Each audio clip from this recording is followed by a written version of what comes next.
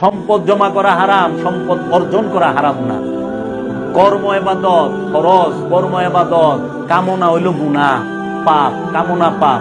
এজন্য আমার কথা অনেকে বুঝতে পারে না। আমি সম্পদ জমা করতে না করছি, কোরআন সম্পদ জমা করতে না করছে, সম্পদ অর্জন করতে কামাইতে না করে নাই।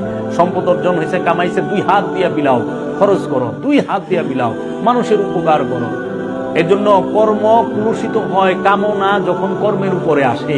এই যে দেখো না, অনেক তরমুজের সিজন, অনেক তুমি 100 টাকাতে একটা তরমুজ কিনছো, সেই তরমুজটা 180 টাকা বেচবা, 150 টাকা বেচবা, ঠিক আছে বেচো, 80 টাকা 100 টাকা লাভ করছো। অনেক তুমি এক তরমুজ যদি 900 টাকা বেচবা, তো তোমার মধ্যে কামনা আয়া পড়ছে।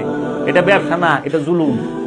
এর লেগে কর্ম করো, কামনা করো না। কামনা করা হারাম, কর্ম করা ইবাদত। সম্পদ জমা হারাম, সম্পদ উপার্জন এবং বিলি করা এটা ইবাদত।